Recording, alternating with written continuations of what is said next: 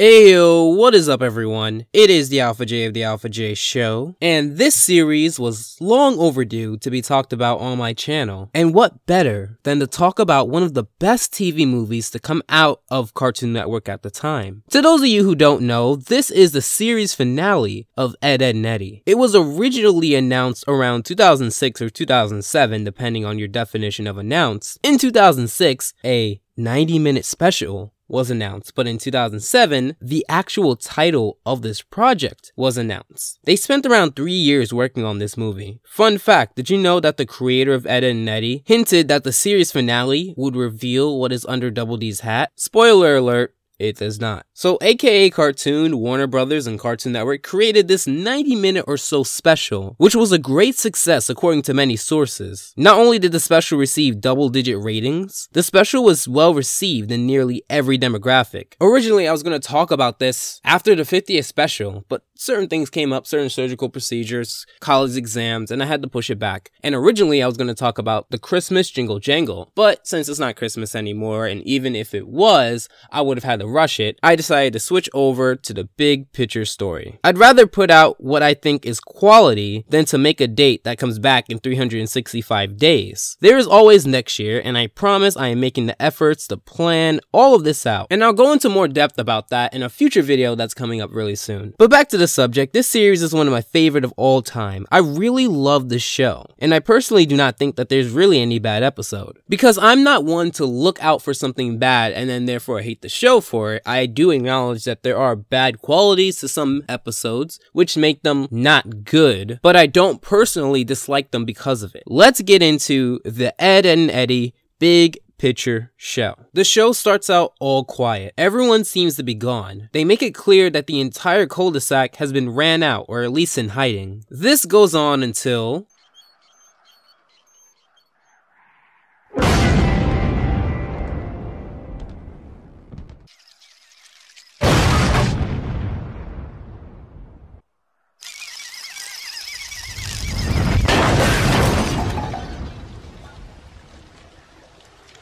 I hope you jumped the same way I did. Full volume, full screen. This is Ed. He's a few slices short from a full bread loaf, but he's the lovable one. He enters the room and he seems spooked. And more spooked than he'd usually be. Tearing up his room, he seems to be packing as if he's running away. Especially while in the background, you hear the "something's coming" music. You'll learn that the music and sound design in general for this TV movie is one of a kind. Not only this, but they really set up the tension as if something huge is going to happen. And what better time than on the finale? They cut to Jimmy and Sarah. Like I say in many episodes that the characters should start off in a relatively realistic place, here Sarah and Jimmy are pretty much playing like they usually do, before Ed pretty much hightails it out of there. Then we get Ed with 2 D's in his name. People usually call him Double D. He's the smarter one. Smart enough to help out the other Eds, but not smart enough to foresee the consequences, which is a great balance. Although he isn't smart enough to foresee and then therefore avoid the consequences, he is well aware of what he's doing and he knows that it's blatantly wrong, and whatever he did this time pretty much is the absolute worst. Dearest mother and father, it is with great shame that I regretfully confess to... I love this moment. This still frame tells so much more about Double D than I ever can. The single source of light, the windows closed, the way he has everything organized and optimized. Look, he even folds the papers before tossing them in the trash. The raw emotion from this is so great. I love how they choose to focus on his hand. I love the mood changes. All of the facial expressions make sense. This is a very impactful scene. In the inexcusable, unconscionable, reprehensible, abhorrent, detrimental, detestable, immoral, thoughtless, hurtful! You, what have we done? Forget that they get really close to describing what happened without describing what happened. I cannot do this justice. I can feel the raw emotion coming from this character. I don't know what they did, but for Double D to be breaking down and running away from home, this must be the scam of all scams. Then we get to the last Ed, his name is Eddy, the scam artist, but don't mislabel him as the only one at fault, for the other two usually help significantly. Eddy, like Ed, is seen packing a lot of stuff, and I really like how they're packing an incredible amount of stuff. I believe this is very subtle, but it shows that they're going away for a long time, possibly to start a new life. Don't hurt me! It wasn't my fault, I swear! Hey, idiot! I thought it was those sore losers! They bicker as Eddy tries to pack, presumably after the door Ed smashed in was fixed or something. They also subtly set up that Eddy's always using Double D for something, as Eddy has Double D hold his suitcase. This is all well. As they pack, an ominous shadow comes over. This is the first time we see this shadow as well. The raw emotion coming from them running is just so relieving. Sure, we have shows that are dramatic now, but I'm not talking about those shows. I mean comedic shows. How many comedic shows really get this dramatic? But, however, just because they're dramatic doesn't mean that they don't retain their comedic charm. So, while in the process of running, I do like how Eddy's running across the walls, and Double D and Ed smashing into the walls comedically. They reach this unknown room, full of an anchor, a car, and lots of other stuff that reminds me of Eddy's room. This is because this is Eddy's brother's room. For those of you who do not watch this series, Eddy's brother is somewhat of a mysterious figure. While Kevin fears him, someone like Eddy appreciates him, and in some cases even worships him. They enter this room and lock the door with about 6 different locks, again putting so much emphasis on this mysterious screw-up. Being that this is the finale, they ramp up whatever the Eds did, and I miss this type of tension in modern animation, especially in the specials and TV movies. Now, this doesn't mean that the world needs to end all the time. It certainly didn't here, but according to the Eds, they might die this time, and that's implied, not explicit. This is all your fault, sockhead. My fault? Funny, isn't it, how it's always my fault when another of your amazing scams goes awry? They continue to set up that Eddy blames Double D for everything. This scene here is probably one of the greatest examples of tension and release. I know some of these writers had to have watched some horror movies in their day. The way they focus on the drop buttered toast to make me think that that's going to be an indicator of what's going to happen next. All the way to Double D sweating while listening through a wall using a glass cup. All of this builds up until... They built up for 10 minutes who this mysterious force is. The way the crew are busting down the door with such intensity matches the intensity that the Eds had when packing. Now, of course, many times the Eds do run away if their scams go awry, but the crew isn't always that mad. Here they are. And I love all of the false flags. The window being a brick wall, Eddy and Double D pulling this vent door only for it to be another dead end, all the way to the, in case of movie, break glass. That is their way of breaking the fourth wall. This peanut ends up being a key. Since the car is in the room, they decide key, car, let's drive. So the kids break down this door. Mind you, this door had a lot of locks on it. Then in one of the greatest moments of this movie, Ed starts up this car Flintstone style and brute forces his way out of the room. Seeing as they were coming off the second floor, isn't it a bit weird that Eddy's brother's window had a brick wall in front of it? They show this scene 3 different times in 3 different perspectives. Considering this is 2D, it isn't always as easy as it seems. This comes full circle when Sarah and Jimmy, who saw Ed run out of the house, are now seeing all of the Eds running in a car with the entire cul-de-sac pretty much out for blood. There's not much I can say about this chase scene without flat out saying that everything they did was a good decision on my end. The only thing I might have changed is how Plank is in one shot, then out of the way in the next. I'm sure Plank was supposed to fly off, but they never showed that on camera. You know what else they don't show on camera? Exactly what's around the cul-de-sac. Apparently, besides the trailer park and school, there's a dump just past past the forest. I'm sure they have scenes outside the main cul-de-sac, but this movie dives deeper and shows what's around the cul-de-sac in a much grander scale, adults not included. So as you saw, that mini chase, mind you, for the most part, is going to be this entire movie, just on a grand scale. We get to a part where it looks like the Eds are done for. I like the dynamic of how each character does stay true to their original personality. Also, the Eds knock over some construction and Johnny runs a lot farther than his legs would imply. They get to the playground where it looks like all hope is lost, and... Excuse me, I'll be right back.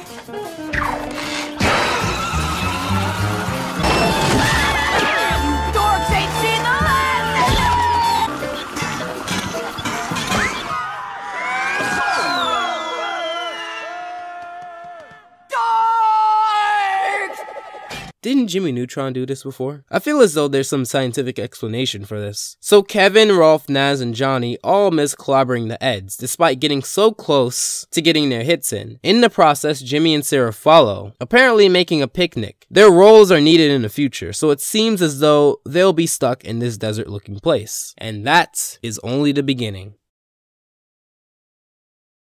So everyone starts bickering, relatively. They begin to show the beginning of the constant back and forth that is mainly Double D and Eddy. Double D opts for a paranoia-filled rage rant of being left out alone to die, despite following every rule, which is a lie. Then we have Eddy, who thinks that everything will be okay despite being left for dead, practically. And then we have Ed, well, being Ed. Eddy brings up that they'll be fine because they will be going over to his brother's house. I do enjoy how they retain their cartoonish roots. The way that Eddy gets stuck in the car, all the way to how Ed still finds time to make jokes. I do like how they hint at a future scene where Eddy pulls Double D's hat. We go back to Johnny. His role is to have the least possible visible role in the movie. So if you wonder if I'm going to be talking about Johnny, most likely not for majority of this review. In the process, we set up another conflict that we will be seeing later in the movie. Kevin and Naz, the people with the fastest mode of transportation, crash after going through a cloud of bugs. So since they both fell, they went through a shed, instead of Kevin apologizing, attending to Naz, he apologizes and attends to his bike. Sometimes he'll show more attention to Naz, but it isn't anywhere near the level of attention he shows to his bike. While on this subject, I don't want to sound PC or PG, but I forgot how violent this show was. It really does bring me back to those older shows like Tom and Jerry, where if someone was hit or hit by something, you felt it. Metaphorically. So for some reason, Kevin knows exactly where Eddy's going, although for this series, with no recurring adults, I guess anything goes. Then we get another start of another subplot, the overworking of Wilfred, Rolf's pig. As you can clearly see, the exaggerated amount of stuff on this pig, including a sheep, pales into comparison to what happens later. Rolf thinks that he has found the Eds, being the closest one to them. His performance here is pretty great. I don't know what he's doing with the egg and the muffin, or how he went from the son of a shepherd to a steampunk engineer, but it all works with Rolf's eccentric ways. Wilfred,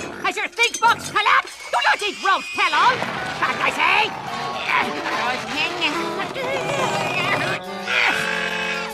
Wait, Wilfred!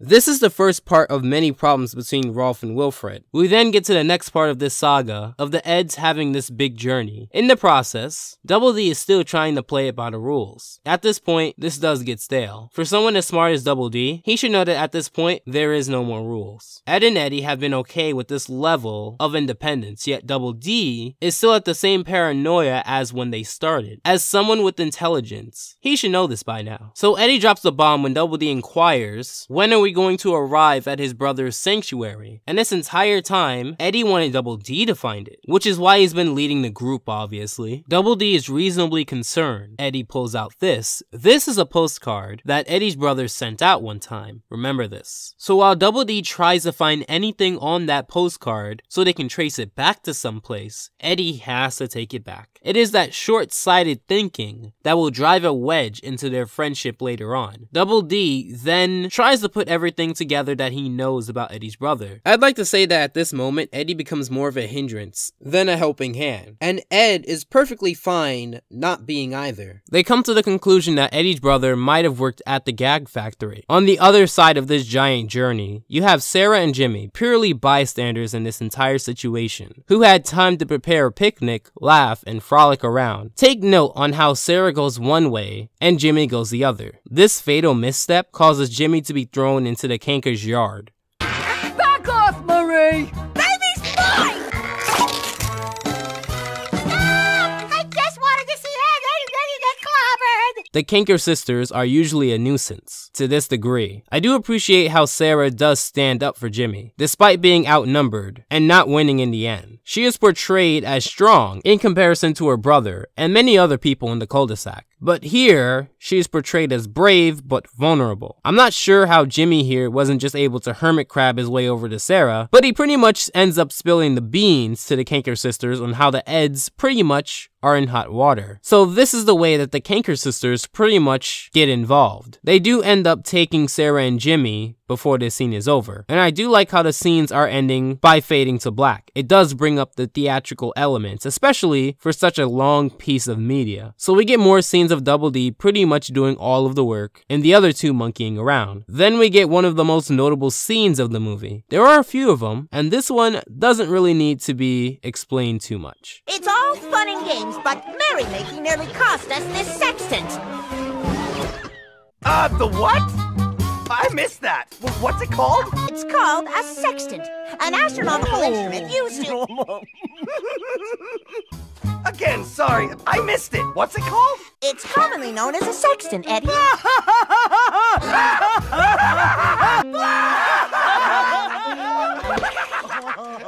my! Again, lots of comedy from these two with the real work coming from one. They do by luck end up reaching the Gag Factory. We then reach Rolf, who is clearly overworking Wilfred in the process, setting off a sausage link which baits Wilfred into wandering off. The cows here look very grotesque, as if there's no adult working on the farm. It's very eerie and goes unexplained why. In fact, other than nature and the cows, there is no noise, which again is intentional, but a little eerie once you notice it. This scene ends with Rolf noticing Wilfred's absence. We then get the Eds coming into this factory. Sure, by our standards now, this factory rivals cheap Call of Duty ripoff maps that try to do filthy and grunge by just making messes everywhere, but it works. Also, the Eds were going to try the front door, but that's clearly a back door. Perhaps the front doors will yield a response. Good idea! I forgot my big bro hates back doors! But what's really great about this interaction is that it keeps building up Eddy wanting to see his brother. It keeps this goal in mind without it becoming overwhelming. They find out that Ed's comic book was published 10 years ago. What is it with mid-2000 cartoons using things from 10 years ago? We're hooped! We'll never find my brother, Double D!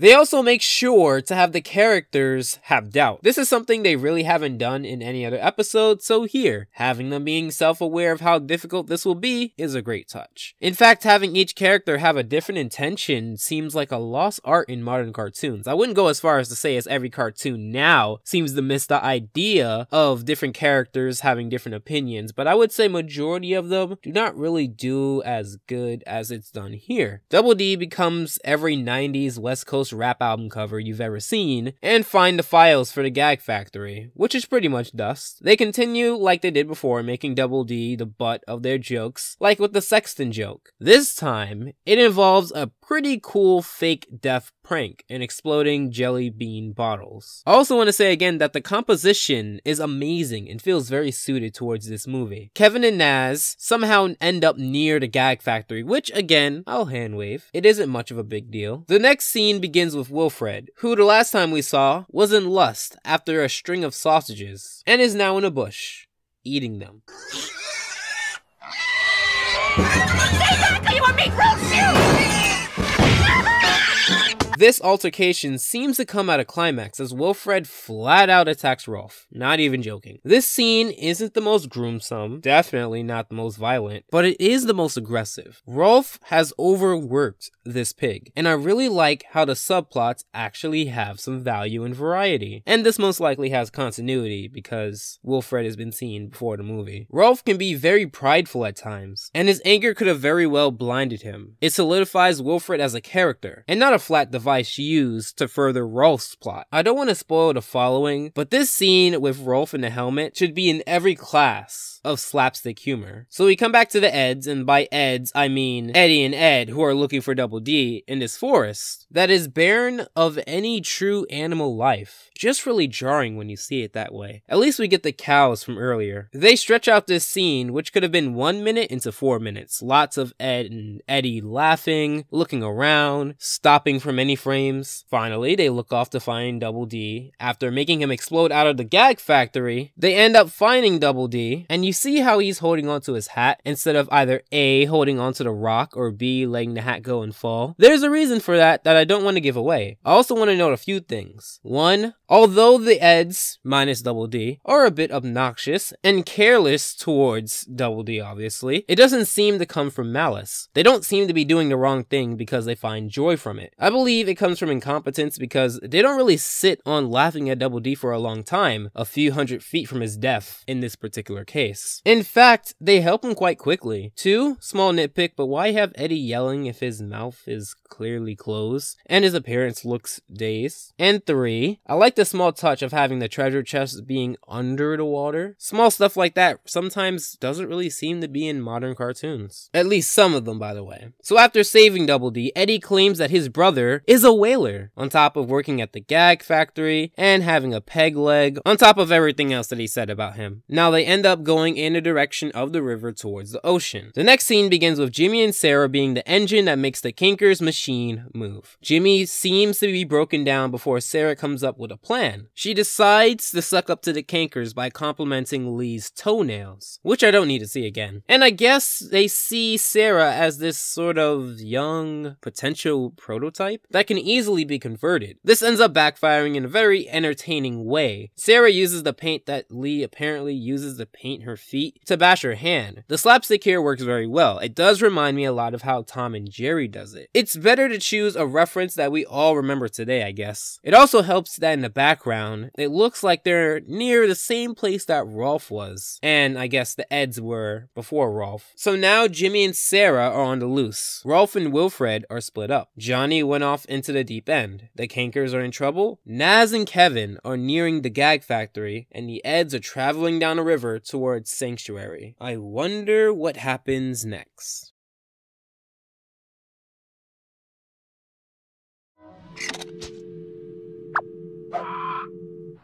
No Ed's here! What do you mean we ain't getting anywhere? So Johnny ends up taking the bus, because out of all the people chasing the Eds, Johnny is the most behind, and this will come back later in the movie. So Kevin and Naz are entering the Gag Factory. The dynamic goes like this. Kevin gets upset, Naz helps out, Kevin gives her affection, Naz takes the affection, and then Kevin pushes her aside to keep working, and repeat. So Naz falls through the floor and turns on the Gag Factory, and in the process, Kevin's bike gets caught onto the machine, and in the process of trying to save Kevin's bike, Naz gets caught in the machine. So now, Kevin has to save both Naz and his bike. Any rational person would save Naz, but when it comes to his bike, Kevin is not rational at all. This ends up backfiring on him when they all fall into the machine. So now we get one of the most famous scenes of the movie. So as Double D makes this boat, Ed gets under Double D's hat and they both fight over it.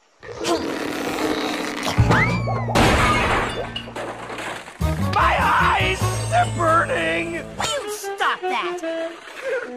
Does it hurt, Double D? Oh, shush!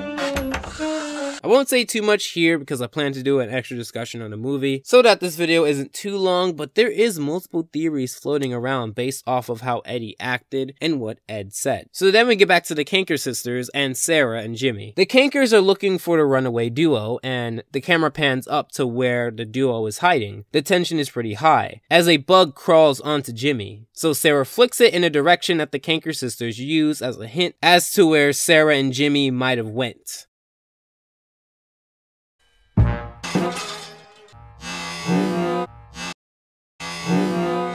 As the Kanker sisters dash off in the opposite direction, the greatest thing about this situation is that Sarah and Jimmy end up finding Wilfred, who ran away from Rolf earlier. I do enjoy the minimal subplot merging. It's not enough, but since it's really my personal taste, I won't hold it against the movie. It's really subjective. We then get Johnny, who ends up taking the bus. I guess Plank had inside information on the matter? So we get onto this bus and Johnny crashes into some adult's leg, causing Plank to go flying. This isn't the first time we've seen parts of what looks like an adult on screen in Ed, Edd and Eddy. Also, the inner critic in me really wants to know why everyone is standing when there's seats available. Because if they're worried about showing faces, there's ways to handle that. Newspapers or maybe a different shot comes to mind. Also, I love the touch of having the surrounding area devoid of color and Johnny not getting a response. He ends up searching the entire bus for Plank, getting more hysteric by the second, which is in character. Little do we know, Plank ends up driving the bus, which is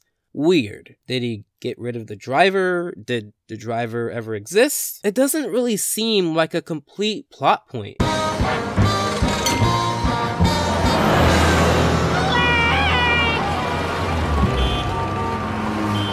Well, you're going to jail. Also, I guess since the adults are silent, they don't really mind too much on being off route. I felt like this scene could have been more complete had they picked a different execution. We then get back to the Eds, who in all honesty crashed for their own good. Considering the end, if they went to the ocean, this series would have ended in a, let's say, darker way. We get more of Eddy blaming Double D for not having a solid plan, despite being the only one who tries. The arguing goes from a few opposing passing words to a moderate argument, only interrupted through Ed's shenanigans. Had it not been for these interruptions, I'm sure the argument would have sunk deeper. But it's building up, and that's what matters. Progression, a reason to care. I think those are very important in cartoons, and for me personally, my principle is that cartoons should have both. In the process, this happens. You're sinking in quicksand! Quicksand!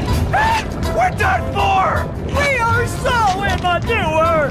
Immature, stupid immature! Oh man, we're really thinking now! Stay calm! Don't panic! I got it! Quickly take hold of them! No! No! No! Where are you, Eddy? Goodness, Ed, that's filthy! Gotcha! Man, you're such a sap! This muck's only ankle deep! It's just a prank, bro. If death pranks didn't work for Sam Pepper, they sure won't work for Ed and Eddy. I guess you could say that Ed's an idiot and cannot be held accountable, but it takes two to tango in this kind of situation. Or three, depending on your perspective. Now we get to one of my favorite scenes of this entire movie. This is a perfect example of everything that the Eds ever stood for. Head back into the swamp! My bro don't live! Don't you dare touch me! You can feel the tension in the air as Double D airs his complaints to Eddy, who doesn't seem to be taking him seriously. You and your nefarious scams! Like you were picking daisies! You built the stupid thing! If you had paid attention to what I said and not pushed the red button! This seems more than just a few pranks going wrong, or this giant scam going wrong. I'm fully convinced that this is years of pent-up frustration, whether in the cul-de-sac or in school in the later seasons. Double D was always in a predicament that he could have been with the others, you know, Naz, Kevin, and Rolf, and left Ed and Eddy behind because he knew what they did wasn't always the best, but he stuck by them because he was a loyal friend. And here's Eddy, who takes the entire situation, life and death, as a joke. Eddy doesn't seem to care because he's fully convinced that his brother is going to whisk him away from all of the money-driven mistakes that he, himself, has always been a conductor of, and I love the drama at this point, and for a children's show, this is pretty intense. I also like the dynamic of having Ed try to play the middleman. He's been on Eddie's side a majority of the time. I wouldn't pinpoint the blame on him, but yes, I would understand why Double D is also upset. I'm returning home! But we can't go home, Double D! I'd rather face my consequences, Ed, than wander aimlessly with a so-called friend! Fine! Go home! I don't blame you! Because everything was my fault! Eddie? What?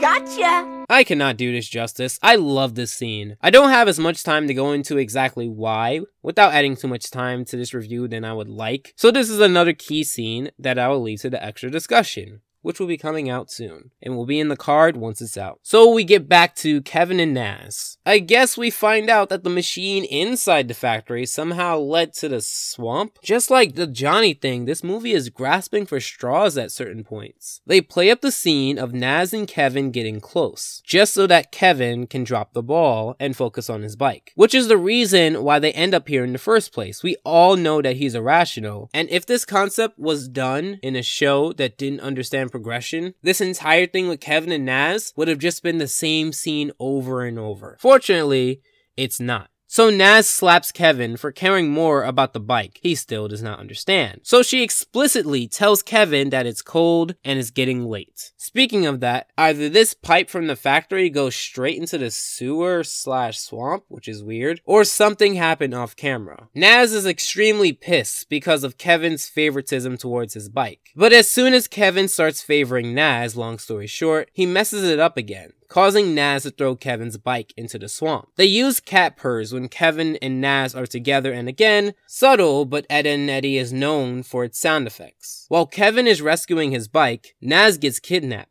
I wonder who could have done so. This next scene isn't too eventful, just more slapstick with Rolf. The only thing worth noting is that the Cankers find Rolf. And it's a giant note when they say we find another, because Jimmy and Sarah are not in their grasp anymore. Remember? The next scene has the Eds at night looking for a place to sleep. Glad to see the Eds back together. Also, I like how the scam is not vague. It's flat out unknown. It leaves the viewers to interpret it. I'd like to think that this is not just the writers pulling the so cool it's unheard of, but we really couldn't come up with something to match the intensity of the movie card. This scene serves as a great cool down from the Cankers and Sarah, Eddy and Double D, and Naz and Kevin scenes, which were all energetic and wild. We do need these scenes or you're gonna get burnt out. Movie pacing 101. As they wake up, by the way, great shot here, must have been hard to do in 2D. We see Kevin and a shadow of Eddy, and out of all the ways that Naz, Rolf, and Kevin were caught, I believe this is one of the best. When the Eds specifically wake up, Ed soon makes the ground wavy and unstable with his hunger, causing him to run where his belly smells or senses food.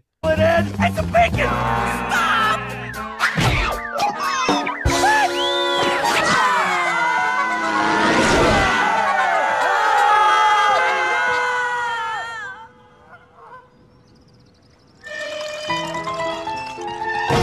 What happened? Unpopular opinion, but this scene is a total hack. Out of all the ways that everyone just so happened to be in the same direction, despite in the beginning the Eds going into the sky and out of everyone's sight, this scene is telling me that they just so happened to fall off a cliff into exactly the place they needed to be. Not only that, but this scene is also trying to tell me that there was no collision sound. Would a collision sound really take away from the joke or the scene, especially since Ed is clearly seen in a place that would have required a sound on impact? So not only is this contrived plot-wise, but audio-wise. Ed, being afraid of heights, tries to get off this Ferris wheel, but the entire sequence ends up with the Eds getting knocked into a sign.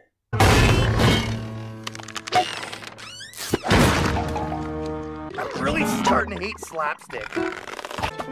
Hey! Get your mitts off my... Eddy, look! Mondo a go-go! See how the billboard and the postcard your brother sent you match? He must have mailed it from this amusement park! So they look all over trying to find Eddy's brother, while Sarah and Jimmy walk past the same motel the Eds did. Fun fact, this motel is so close to the amusement park, it kind of becomes a head scratcher as to how they saw the motel and not the amusement park. So we get to the most notable scene of the entire film. So the Kankers, Naz, Rolf, Kevin, Wilfred, Sarah, and Jimmy all meet up with the Eds. All the characters here, except one, experience what is Eddy's older brother. So we start off with slapstick, which honestly could have gone over anyone's head when it comes to comfort. However, since Eddy is blind with satisfaction, it doesn't seem too bad yet. Eddy's brother is very different from the other characters just with attitude. Although he's in plain sight, he does seem very disconnected, as if he doesn't have the same mindset as the others. Sure, Rolf is weird, but he can blend in with Kevin and the others. I also want to talk about the dynamic of Eddy and his brother in the extra discussion. Wanna crash at my place, don't ya? That's why we came all the way. Uncle! Uncle! Uncle! Say what? Uncle!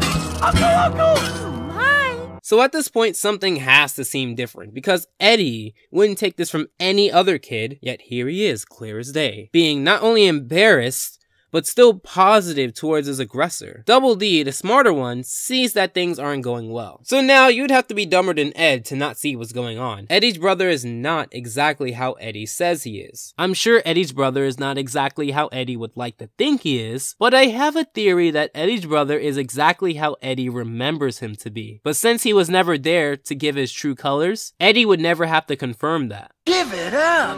I thought you wanted to hang with your hero. I do, bro, I do!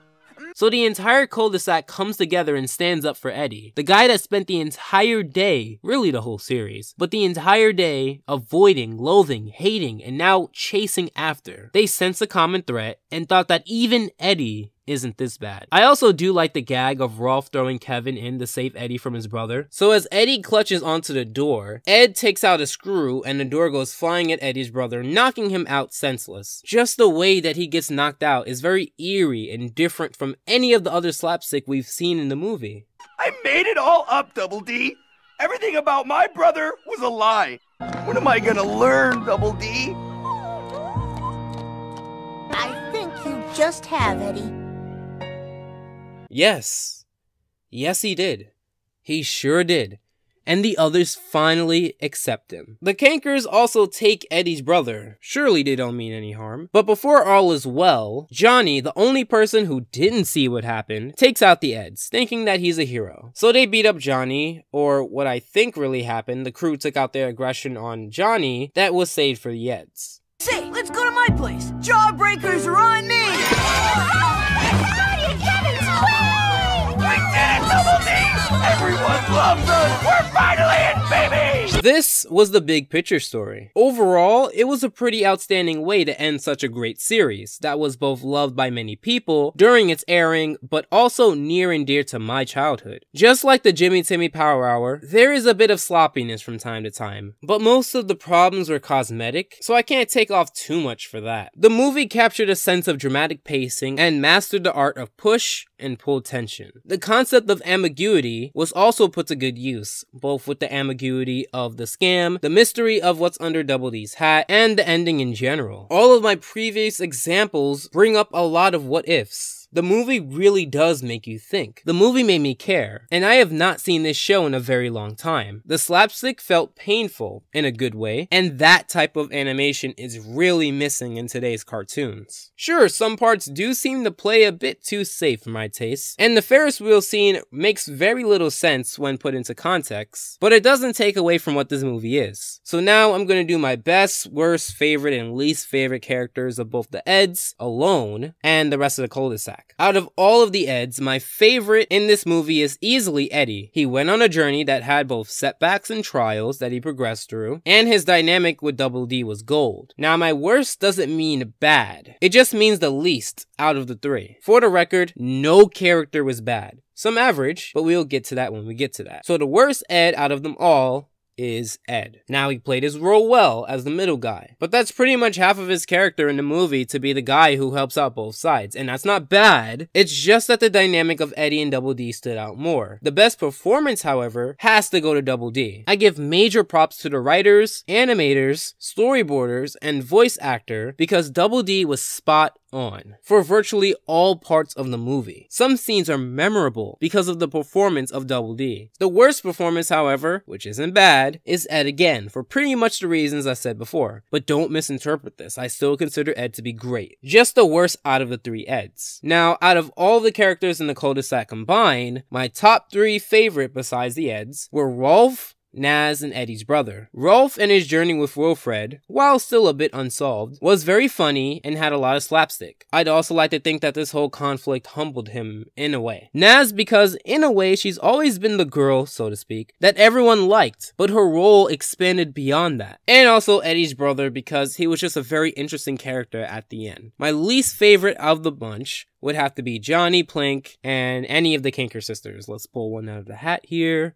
Marie. All of them were okay at best, but aren't memorable enough for me to care about. That being said, the best performance has to go to Rolf and Kevin, hands down. They both had a journey and had both great moments and pitfalls. But the worst performance has to go to Marie and Johnny. Like I said, not really memorable to me. I will be coming back with an extra discussion because I still have a lot to say about specific scenes. But as for now, catch me next time when I take a few requests and prepare for April. So this was my second movie review, if you'd like to consider this a movie. I'm pretty sure the next one I'm going to be doing is months down the line. I'm talking June, July, August, somewhere in that time frame. But for now, bear with me. I'm going to try to do a lot of my backlogs. As the semester winds down and the only thing I have to worry about is probably finals. So as always, I hope your time was well spent, and Alpha out.